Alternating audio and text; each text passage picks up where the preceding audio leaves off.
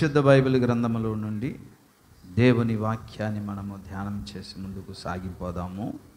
ప్రియ దేవుని బిడ్డలారా, ఇందాక మనం చెప్పుకున్న టైటిల్ పేరు ఏం పేరండి? ఉజ్జీవము ఎందుకు.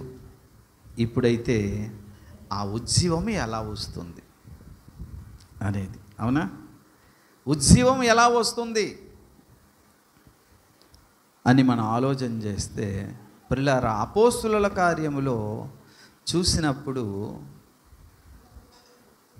పేతురు, అపోస్తులు వీళ్ళందరూ ప్రసంగించినప్పుడు ఎన్నో ఆత్మలు రక్షించబడ్డాయి. గత వారంలో చెప్పడం జరిగింది, సాధారణ సమయాలు ఉంటాయి, సాధారణ కాలం ఉంటుంది, ఉజ్జీవ కాలాలు కూడా ఉంటాయి. కాబట్టి ఉజ్జీవ సమయములో దేవుడే దిగి వచ్చి తన కార్యాన్ని ఎలా జరిగిస్తాడో తెలుసా? వినండి. మనుషులు ఎన్నో వందల పదుల సంవత్సరాలలో కూడా కష్టపడి చేసినా జరగని కార్యక్రమాలు కొన్ని గంటల వ్యవధిలో, కొన్ని దినాల వ్యవధిలో దేవుడు చకచక తన కార్యాన్ని సంపూర్తి చేస్తాడు. హల్లెలూయా. మనము 24 సంవత్సరాల నుంచి ప్రార్థనలు చేసి సువార్తలు ప్రకటించి కూటాలు పెట్టినా సంవత్సరానికి ఒకరో ఇద్దరో నలుగురో ఇలా చేరుతున్నారు.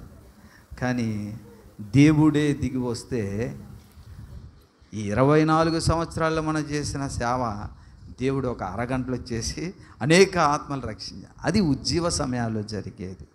కాబట్టి అటువంటిది అపోస్తుల కార్యములు మనం చూస్తాం.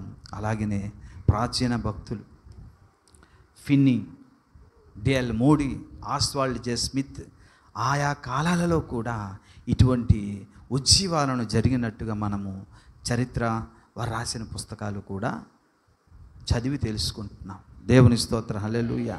అయితే ఉజ్జీవం ఎలా వస్తుంది అని అనుకుంటే, ప్రజలు అప్పటి కాలంలో ఈ ఆస్వాల్డ్ జే స్మిత్ గారు రాసిన పుస్తకాలు, ఫిన్నీ రాసినటువంటి పుస్తకాలు, డిఎల్ మోడీ గారు రాసినటువంటి పుస్తకాలు, అవన్నీ చదివి ఆయా గ్రంథాలలో వారు ఉజ్జీవం రావడానికి వాళ్ళ కాలంలో వచ్చిందండి.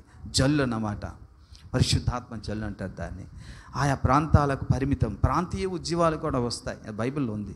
అయితే ఎలాగ వాళ్ళు ఉజ్జీవాన్ని తేగలిగారని వారు రాసిన పుస్తకాలను ఆధారం చేసుకొని ఆనాటి క్రైస్తవ సమాజం, ఈనాటి క్రైస్తవ సమాజం కూడా కొన్ని చిట్కాలను, వారి మార్గదర్శక సూత్రాలను పాటించారు చదివి, ఆ పుస్తకాలు చదివి. అయితే ప్రియులారా, ఉదాహరణగా వాళ్ళు ఎలాగా ఆ మార్గదర్శక సూత్రాలను పాటించి ఉజ్జీవాన్ని తెచ్చుకోవాలని చూశారంటే, ఉదాహరణగా మేడగదిలో జరిగిన సంగతి ఏంటి? మేడగదిలో వారందరూ ఏక మనస్సుతో ఎడతెగక ప్రార్థించారట. ప్రార్థించినప్పుడు గొప్ప ఉజ్జీవాన్ని, పరిశుద్ధాత్మ వర్షాన్ని వారు చవి చూశారు. అలాగే మనం కూడా ఏక మనస్సుతో మనం మేడగదిలో ఎల్లప్పుడూ ప్రార్థన చేసి ఎన్నో సంవత్సరాలు, ఎన్నో రాత్రులు, ఎన్నో గంటలు ప్రార్థిస్తే వస్తుంది అనుకొని ప్రార్థించారు, ఎదురు చూశారు. కానీ ఆనాటి ఉజ్జీవం రాలేదండి. మరి ఎలా వస్తుంది పిల్లరా? అప్పుడు వాళ్ళు తెలుసుకున్నారు అందరూ, అరే అసలు ఉజ్జీవం రాకపోవడానికి ఇంకో కారణం ఉంది. ఏంటా కారణం అంటే, పాపమే అడ్డు. పాపము కారణంగా ఆ యొక్క ఉజ్జీవం మన మీదకి రావట్లేదు. పరిశుద్ధాత్మ వర్షం పూర్తిగా ప్రపంచం మీదకి, మన మీదకి రావడం లేదని ఇకపై పాపం మీద పోరాటం చేసి మనం చాలా పరిశుద్ధంగా జీవించాలి. పరిశుద్ధతయే మన యొక్క జీవిత లక్ష్యం అనుకుని భక్తులు పరిశుద్ధంగా జీవించడం మొదలెట్టారు. అబద్ధాలు కానీ, మహాప్చు చూడడం కానీ, అన్నీ చాలా పాపానికంటూ, లోక ఆచారాలకంటూ దూరంగా ఉండడం మొదలెట్టారు. అప్పుడైనా దేవుని యొక్క ఆత్మ వర్షము కుమ్మరించబడి ఉజ్జీవాన్ని చూస్తామన్న ఆశతో. అయితే ఈ తొందరలో కొన్ని దురాచారాల క్రైస్తవ సమాజంలోనికి ప్రవేశించేసింది. మూఢనమ్మకాల అతిభక్తిగా మారిపోయారు. ఎలా అనుకుంటే వినండి జాగ్రత్తగా. ఒక్కోసారి పాపము మనకు ఆటంకం అండి. పరిశుద్ధాత్మ వర్షం కుమ్మరించబడాలన్నా, ఉజ్జీవం మనకు రావాలన్నా, కాబట్టి మనం పాపము చేయకుండా పరిశుద్ధంగానే జీవించాలన్న లక్ష్యంతో బాగానే జీవిస్తున్నారు. కానీ దాంతో ఏం చేశారంటే, అరే అసలు ఈ ఆభరణాలు మనకు అవసరమా? స్త్రీలు ఆభరణాలు ధరించడం ఏంటి? చెవుదుద్దులు, ముక్కు పొడకలు పెట్టుకోవడం ఏంటి? గాజులు ధరించడం ఏంటి? నగా నట్ర పెట్టుకోవడం ఏంటి? మట్టెలు ధరించడం ఏంటి? కాబట్టి ఇది కూడా వద్దు, అది పాపమే. మంగళసూత్రం కూడా పాపమే, కాలిమట్టెలు కూడా పాపమే, ఆభరణాలు కూడా పాపమే అనుకుంటే ద్వేషించారు, మానుకున్నారు. అయినా సరే పరిశుద్ధాత్మ వర్షము కుమ్మరించబడలేదు, ఉజ్జీవము రాలేదు. అరే బహుశా ఇంకేదో కొద్దు ఉందనుకొని మరలా భక్తులు ఏం చేశారనుకుంటే, ఆఖరికి పిల్లారా పెళ్ళిళ్ళలో పెళ్లి చూపులు జరుగుద్ది కదా, పెళ్లి చూపులు కూడా అది మోహపు చూపే, అది కూడా చూడకూడదు. మా స్టీవెన్కిని తర్వాత మన జాస్వా వంశీకి ఫ్రెండ్ ఉన్నాడు కదా, పెళ్లి చూపులు చూడకూడదండి, అది మోహపు చూపు అండి. ఎవర్రా బాబు నేర్పండి, ఏమో పెళ్లి చూపులు చూడకూడదా? ఇలా చూసిన అమ్మాయి నచ్చిందో లేదో, పెళ్లి చూపుల్లో చూసింది కూడా మోహపు చూపు. అంటే చూడండి, అతిభక్తి అన్నమాట, అది కూడా మానుకునేటట్లుగా బోధించారు. అయినా అలా మానుకున్నా సరే ఉజ్జీవము రాలేదు.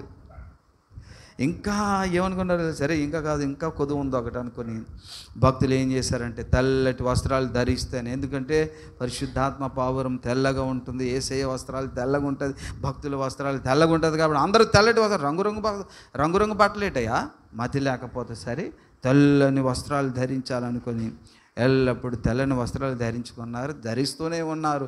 అయినను సరే ఉజ్జీవం. ఈ చిట్కాలు పాటిస్తే పరిశుద్ధాత్మ దేవుని అభిషేకము, వర్షము, ఉజ్జీవం వస్తుంది. ఎలాగో ఒకలాగా ఉజ్జీవం మన బ్రతుకులో చూద్దామని. అయినా రాలే. మంచిదే, ఈ చిట్కాలన్నీ మంచివే, కానీ ఏం ప్రయోజనం? ఆత్మవర్షం కుమ్మరించబడకపోతే, ఉజ్జీవం రాకపోతే, ఒక ప్రసంగం ద్వారా 10,000 మంది, 2,000 మంది, 1000 మంది అన్న రక్షించబడకపోతే ఇంకేమో ఉజ్జీవం వచ్చినట్టు? ఎందుకు రావట్లేదు? ఉజ్జీవం ఎలా వస్తుంది? మరికొంతమంది ఏం చేశారు తెలుసా? అరే తెల్లటి వస్త్రాలు అది మాత్రమే కాదు, స్త్రీలైతే ముక్కులోవి, చెవులు, మెడలోవి, చేతులోవి గాజులు మొత్తం తీశారు. మరి పురుషులో అసలు అప్డేట్ అంటే మీసాలు గెడ్డాలే. కాబట్టి మీసాలు గెడ్డాలు కూడా పెంచకండి, వాళ్ళతో కూడా మనము పోరాడం. మా అయ్యగారు తెలుసా, మీసాలు గెడ్డాలు కూడా తీసేస్తారు. ఎందుకయ్యా అందం? ఈ మీసాలు గెడ్డాలు తీసినా, ముక్కు పొడుగులు, చెవుదుద్దులు తీసేసినా, తెల్లటి వస్త్రాలు ధరించినా ఉజ్జీవం రాలేదు, ఆత్మవర్షం కురవలేదు. మరి ఎలా వస్తుంది ఉజ్జీవం? ఎన్ని చిట్కాలు పాటిస్తున్నారో చూడండి ప్రిల్లారా. ఇంకా చెప్పాలని విచిత్రమైన విషయం ఏంటి తెలుసా? స్త్రీ పురుషులు సంఘంలో కానీ లేదా కూటాల్లో కానీ సభల్లో కానీ ఎదురుపడితే స్త్రీ పురుషుని చూడకూడదు, పురుషుడు స్త్రీని చూడకూడదు. కాబట్టి పక్కొచ్చుపులు వందనాలండి, అతిభక్తి. సమాధానం బాగున్నావా, వందనాలు.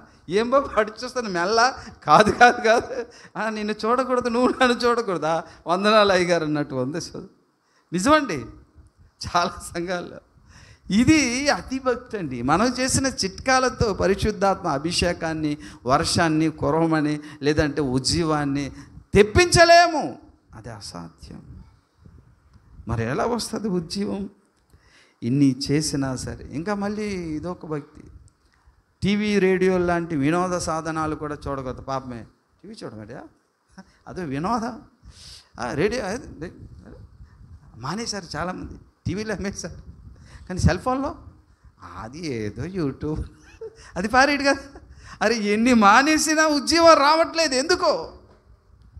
ఎలా సాధిస్తాం ఉజ్జీవాన్ని? ఎలా రప్పిస్తాం పరిశుద్ధాత్మ అభిషేక వర్షాన్ని?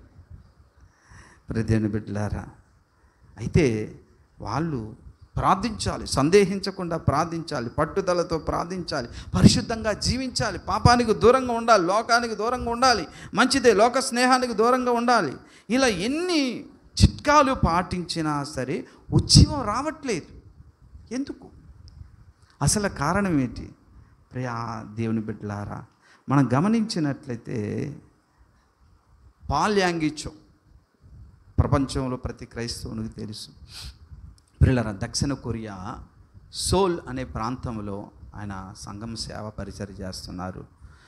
అతని సంఘానికి మొదట్లో ఒక 10 మంది, తర్వాత 100 మంది, మరుసటి వారం 200 మంది, మరుసటి నెల 1000 మంది, అలా అలా అలా 10 లక్షల మంది వచ్చారు. ప్రపంచమంతా కూడా అతని వైపే చూసింది.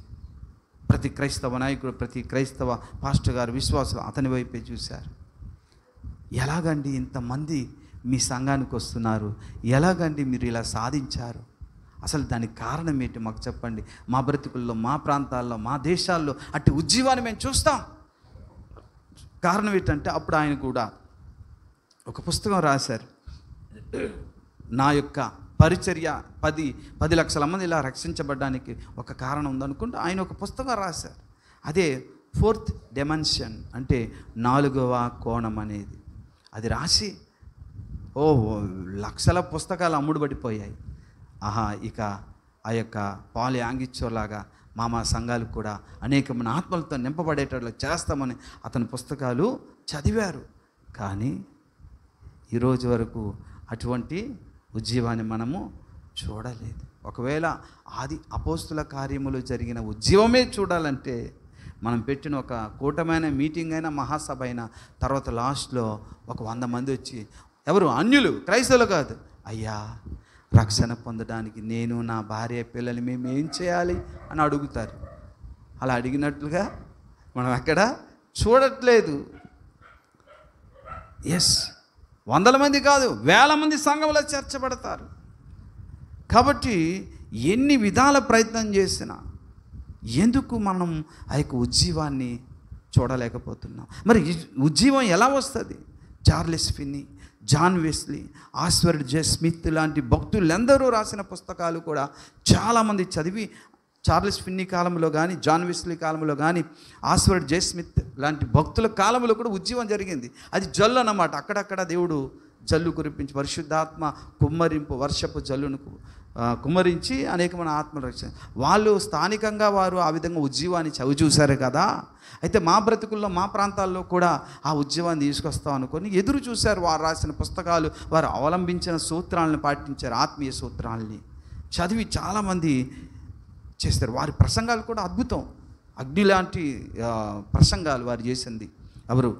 చార్లెస్ ఫిన్నీ కావచ్చు, జాన్ వెస్లీ కావచ్చు, డిఎల్ మోడీ గారు కావచ్చు, ఆస్వర్డ్ జే స్మిత్ గారు కావచ్చు, రాసిన పుస్తకాలు, ప్రసంగాలు ప్రతి విశ్వాసికి, ప్రతి క్రైస్తవునికి ప్రార్థనా గది వైపు నడిపిస్తుంది, పరిశుద్ధత వైపు నడిపిస్తాయి. అటువంటి ప్రసంగాలు ఎస్ అన్ని చదివారు, చేశారు. అయినను సరే ఉజ్జీవం విషయంలోనైతే ఒక్క రోజులో వేలాది మంది రక్షించబడేటట్లుగా ఆత్మ కుమ్మరింపు ఎక్కడ జరగలేదు. ఎందుకు ఇలా జరుగుతుంది? పిల్లారా గమనించండి. ఎందుకు ఇలా జరుగుతుందంటే, ఉజ్జీవాన్ని మనం ఎందుకు చూడలేకపోతున్నామంటే దేవుడు దానికి జవాబు చెబుతున్నాడు. జకర్యా గ్రంథము 10వ అధ్యాయము 1వ వచనాన్ని చదవండి. జకర్యా 10:1. త్వరగా, టైం లేదు.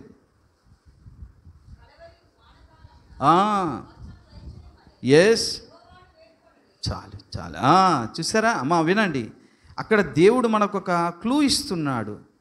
వర్షాకాలము, వానకాలం అనేది ఒకటి. అంటే ప్రతిదానికి టైంలు ఉంటాయన్నమాట. అక్కడ వానాకాలం అట. ఎండాకాలం ఉందా లేదా? వానాకాలం ఉందా లేదా? శీతాకాలం ఉందా లేదా? అలాగే ప్రతిదానికి కొన్ని కాలాలు దేవుడు నియమిస్తాడు. అందుకు ఆయన చెప్తున్నాడు, వానకాలమున వర్షము దయచేయమని వేడుకొండి అంటున్నాడు. గమనించండి ప్రియులారా, ఆధ్యాత్మిక ప్రపంచములో వర్షాలు ఉన్నాయి. హల్లెలూయా. ఆ వర్షాలు కురవడానికి దేవుడు ఒక ప్రత్యేకమైన కాలాన్ని నియమించాడు. ఆ కాలాలు ప్రియులారా గమనించండి. మనం సాధారణంగా వర్షాలు కురవకపోతే వ్యవసాయం చేయడము జరుగుతుందా? అలాగే ఆధ్యాత్మిక ప్రపంచములో పరిశుద్ధాత్మ వర్షం కుమ్మరించకపోతే సేవ ఫలించదు. అందుకే వర్షం కావాలి మనకి, అందుకే మనకు ఉజ్జీవం కావాలి, అందుకే పరిశుద్ధాత్మ వర్షము కొరకు వేడుకోవాలి దేవుడు చెప్తున్నాడు. అయితే ఇప్పుడు దేవుని బిడ్డలారా గమనించండి, దేవుడు ప్రతి దానికి కూడా ఒక సమయాన్ని నిర్ణయిస్తాడు. ఉదాహరణగా మనం గమనించినట్లయితే సారా గర్భమును గూర్చి కూడా ఒక టైం దేవుడు నిర్ణయించాడు. అంతవరకు సారా గర్భం ధరించలే. ఆదికాండము 21వ అధ్యాయము 2వ వచనం చదవండి.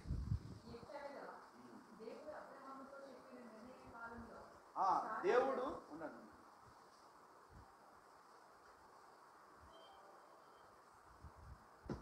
చదువమ్మా. ఎట్లనగా దేవుడు అబ్రహాముతో చెప్పిన నిర్ణయ కాలము. దేవుని స్తోత్రం, హల్లెలూయా.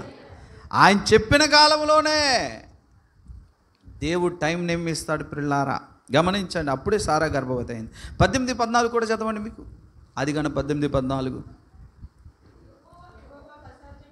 యెహోవాకు అసాధ్యమైనది ఏదైనా ఉన్నదా? మీదటికి ఈ కాలమున నిర్ణయ కాలమందు. దేవుని స్తోత్రం, హల్లెలూయా. అమ్మా వినండి, గర్భఫలం దొరకాలన్నా, ఏ పరిశుద్ధాత్మ వర్షము కుమ్మరించబడాలన్నా, ఉజ్జీవము రావాలన్నా దేవుడు నిర్ణయించిన కాలములోనే అది జరుగుద్ది. నీవు అనుకున్న టైంలో జరగదు. అది ఫస్ట్ తెలుసుకోవాలి. స్వస్థత అయినా ఏదైనా దేవుడు నిర్ణయించిన కాలములోనే మనకు వస్తుంది. నువ్వు అనుకున్న టైంలో జరగదు. ఇది ఫిక్స్ అవ్వండి. దేవుని స్తోత్రం, హల్లెలూయా, హల్లెలూయా. ప్రియులారా గమనించండి, కీర్తనల గ్రంథము 102:13 కూడా దేవుని నిర్ణయం ఉంటుంది. ప్రతి కాలానికి నువ్వు చావాలన్నా, నువ్వు పుట్టాలన్నా, నువ్వు రక్షణ పొందాలన్నా, నీకు గర్భఫలము కలగాలన్నా చదవండి. దాని మీద సియోని మీద దయ చూపడానికి కాలము వచ్చెను, నిర్ణయ కాలమే వచ్చెను. హల్లెలూయా. దేవుడు నిర్ణయిస్తాడు బిడ్డ, మర్చిపోవద్దు. దేవుడు నిర్ణయించిన కాలములోనే మనకు అందుబాటులో అన్నీ వస్తాయి. అది దేవుడు మనకు జకర్యా గ్రంథంలో చూపిస్తున్నాడు. వానాకాలమున నేను దర్శిస్తానంటున్నాడు. ఆ కాలం రాకముందు మనం ఎన్ని చిట్కాలు ఉపయోగించినా ఉజ్జీవము రాదు, ఆత్మవర్షము కూడా రాదు. అర్థమవుతుందా మీకు? ఓకే, చాలా సంతోషం. ప్రియులారా, దర్శన కాలం ఉంది, ఉగ్రత కాలం ఉంది, అన్యజనుల కాలం ఉంది, ఇంకా చెప్పాలనుకుంటే కోతకాలం ఉంది, లాస్ట్ వివాహ కాలము కూడా ఉంది కదా. వివాహ కాలం వచ్చినప్పుడు అనరా, వివాహ మహోత్సవ సమయం వచ్చింది ఇప్పుడు అనరా, గుర్తుందా? ప్రకటనలోను పరమగీతాల్లో. అలాగనే దర్శన కాలం, అన్యజనుల కాలం. దేవుడు ప్రతిదాని సిస్టమేటిక్గా తన టైమును నిర్ణయిస్తాడు. హల్లెలూయా, హల్లెలూయా. ఆ కారణము చేతనే అపోస్తుల కార్యములో 1వ అధ్యాయములో 7వ వచనంలో అంటాడు. గమనించండి, ఆ మాట మనకు బాగా తెలిసిన మాట అది. ఇజ్రాయేలుకు మరలా రాజ్యం ఇస్తావా ప్రభువా అని అడుగుతున్నప్పుడు ఆయన అంటాడు, కాలములను సమయములను తండ్రి తన స్వాధీనం అందించుకున్నాడు. ఎప్పుడు ఎవరికి ఏది ఇవ్వాలో, ఎలా రావాలో అంతా ఆయన చిత్తం. హల్లెలూయా, హల్లెలూయా. మనం ఎన్ని చిట్కాలు పాటించినా అది ఏ టైంలో నిర్ణయిస్తే ఆ టైంలోనే సారా గర్భము ధరిస్తుంది. అర్థమైందా? హల్లెలూయా, హల్లెలూయా. ఏం మాట్లాడుకుంటున్నారు ఇద్దరు? దేవుని స్తోత్రం, హల్లెలూయా. కాబట్టి తొలకరి వర్షాకాలం ఒకటి ఉంది, కడవరి వర్షాకాలం ఉంది. ఈ 2 వర్షాకాలాల మధ్య మరికొన్ని జల్లులు కురిసేటటువంటి కాలాలు కూడా ఉంటాయి. దానికి దేవుడు చెప్తాడు. యెషయా గ్రంథము హోషేయ 6:3లోను చూడండి. యెషయా 6:3 తొలకరి కాలము, కడవరి వర్షం. ఓకే. యెహోవాను రండి,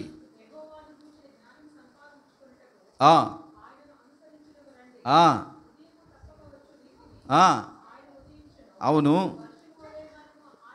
వినండి, వర్షము వలె ఆయన మన యొద్దకు వచ్చును, భూమిని తడుపునట్లు తొలకరి వర్షము, కడవరి వర్షము వలె ఆయన మన యొద్దకు వచ్చును. దేవుని స్తోత్రం, హల్లెలూయా. ఎలా వస్తాడట? తొలకరి వర్షంలా వచ్చాడు. ఎప్పుడు వచ్చాడు తొలకరి వర్షం? అపోస్తుల కార్యములు. హల్లెలూయా. కడవరి వర్షం ఇంకా జరగలేదు, వస్తాడట. కానీ ఈ మధ్యలో అప్పుడప్పుడు జల్లులు కూడా కురుస్తాయట. ఆయనకి చెప్పాడు.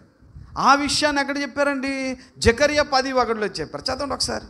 అప్పుడప్పుడు ఆ తొలకరి వర్షానికి కడవరి వర్షానికి మధ్యలో ఏ వర్షం అండి? జల్లు. ఆ, ఆ, వేడుకొనుడి ప్రతివాని చేనిలోను పైరు మొలుచున్నట్లు. చాలు, దేవుని స్తోత్రం. ప్రతివాని చేనట అంటే ప్రాంతీయంగా. దేవునికి స్తోత్రం, హల్లెలూయా. ఆయా కాలాలలో ఆయా ప్రాంతాలలో ప్రాంతీయ స్థాయిలో కూడా ఉజ్జీవాన్ని నేను కుమ్మరిస్తాను అన్నాడు.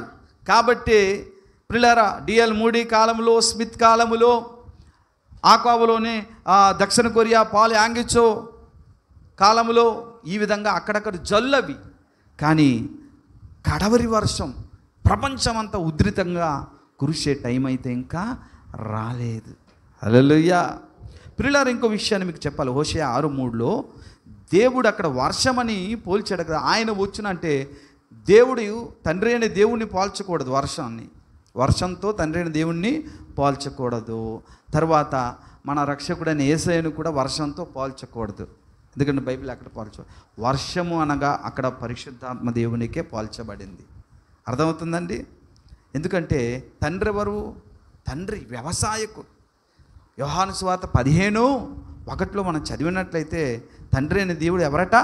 వ్యవసాయకుడు. చదవండి ఒకసారి. నా తండ్రి వ్యవసాయకుడు. మరి ఆయన వ్యవసాయకుడైతే వ్యవసాయం ఎవరండి? మనమే. కొరింథీయులకు రాసిన పత్రిక, మొదటి పత్రిక 3:9 చదవండి.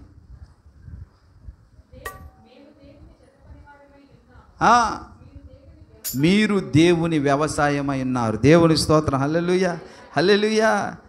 మరి వ్యవసాయంలో విత్తనాలు ఏదండి చెప్పండి? దేవుని వాక్యమే విత్తనాలు. ఈ విత్తనాలు ఎక్కడ వేస్తున్నారు? దేవుడు పొలంలో. పొలం అంటే లోకము. అవునా? హల్లెలూయా, హల్లెలూయా. మరి లోకం అనే పొలంలో విత్తనాలు వేస్తే విత్తనాల ద్వారా మనం ఫలిస్తున్నాము. రక్షించబడ్డామా లేదా? రక్షించబడిన తర్వాత బాగా వినండి అమ్మా, పంట చేతికి వచ్చాక ఏం చేస్తాడండి ఆయన? కోత అంటే యుగ సమాప్తి. గుర్తుందా అని చెప్పాడు కదా, కోత యుగ సమాప్తి. అప్పుడు ఈ పంట అంతా తీసుకెళ్ళి వ్యవసాయదారుడు ఏం చేస్తాడండి? కొట్టుల్లో దాస్తాడు. అవునా కదా? ఏమా తీసుకెళ్ళి ఎక్కడేస్తాడండి? కొట్టులో దాస్తాడు. యుగ సమాప్తిలో ఈ పంట అంతటిని కోసి తండ్రి ఏం చేస్తాడండి? పరలోకపు కొట్టుల్లో దాస్తాడు. హల్లెలూయా, హల్లెలూయా. అలా దాస్తాడు కాబట్టి దేవుని చేతిలో, యేసయ్య చేతిలో ఏముంది? ఇప్పుడు చాట ఉంది. ఎందుకు? చెరగడానికి. పొట్టేదో గింజలేవో చెరుగుతాడు ఆయన యుగ సమాప్తికి దగ్గరలో. అందుకని ఆ చెరిగేటప్పుడు పొట్టుగా నువ్వు ఎగిరిపోతే పొట్టును కాల్చేస్తారు, గింజలుగా నేను మిగిలితే తీసుకెళ్ళి కొట్లో పరలోకంలో పెడతాడు. హల్లెలూయా. కాబట్టి నా బిడ్డలు ఎవరు కూడా ఎగిరిపోయే పొట్టులా ఉండకూడదని ఇంత టైం అయినా చెప్తాను. కొద్ది కాలం 15 సంవత్సరాలు ఓపిక పట్టండి. ప్రవక్త అద్దంకి రంజిత్ ఓఫీరి గారు చెప్పారు, ఇంకా 15 సంవత్సరాల తర్వాత అబద్ధ క్రీస్తు పరిపాలన వస్తుంది అని చెబుతూనే ఉన్నాడు 2-3-4 సార్లు. 2 సార్లు నేను విన్నాను. కనుక మరొక్క 15 సంవత్సరాలు ఓపిక పట్టండి. విశ్వాసాన్ని కోల్పోకండి, భక్తిని కోల్పోకండి, ప్రార్థన కోల్పోకండి, సహవాసాన్ని కోల్పోకండి, ప్రభరక్త మాంసాలు తీసుకోవడం కోల్పోకండి. ఆస్తి పోతే పోని, ప్రాణం అయితే పోతే పోని, ఆరోగ్యం అయితే పోతే పోని, విశ్వాసం, భక్తి, దేవుని యందు నమ్మకం పోగొట్టుకోకండి. లేకపోతే పొట్టులా ఎగిరి అగ్ని నిత్య నరకాగ్ని గుండంలో వద్దు. విశ్వాసం మీద పోరాటం జరుగుతుంది. విశ్వాస భ్రష్టులు కాకుండా మనలో ఉన్న నమ్మకాన్ని తుది చచ్చిపోతానైనా చస్తాను కానీ నా యేసులోనే చస్తానని చావండి. చేద్దాం. ఆమేన్. హల్లెలూయా, హల్లెలూయా. చాలా దగ్గర టైం అయిపోయింది. అర్థమైందండి? కోత ఎప్పుడట? యుగ సమాప్తి. అప్పుడు కొట్టుల్లో పెడతాడు. కాబట్టి ఆయన గమనించండి, ఇప్పుడు పొలము చక్కగా విత్తనాలన్నీ కూడా పెరగాలి, పంటకు రావాలంటే ఏం జరగాలి? పొలం మీదకి వర్షం రావాలి కదా. ఆ వర్షధారగా పరిశుద్ధాత్మ దేవుడు మన మీదకు వచ్చినప్పుడు భూమి మీద మన సార్వత్రిక సంఘం ఫలిస్తుంది. హల్లెలూయా, హల్లెలూయా. అయితే ఈ తొలకరి వర్షానికి కడవరి వర్షానికి మధ్యలో కురుస్తున్న జల్లు అక్కడక్కడ ఆయా దేశాల్లో కొంత ఉజ్జీవాన్ని వచ్చిందన్నమాట. కనుక ఆ కడవరి వర్షం వచ్చేంత వరకు మనం వెయిట్ చేయకుండా ఇప్పటి నుంచి కూడా అడిగితే ఆయన ఏం చేస్తాడండి? మన మీదకు తన పరిశుద్ధాత్మ వర్షపు జల్లును కూడా ఇస్తాడు. హల్లెలూయా. జల్లు వేరు, కడవరి వర్షం వేరు, మర్చిపోకండి. అర్థమవుతుందండి? జల్లు అక్కడక్కడ ఆయా దేశాల్లో, అక్కడక్కడ ఉజ్జీవాన్ని కూడా ఆయా దేశాల్లో మనం చూడగలుగుతాం, చూసాం కూడా. కనుక దేవుని బిడ్డలారా, ఆ విధంగా పరిశుద్ధాత్మ దేవుడే దిగి వచ్చే టైం ఒకటి ఉంది.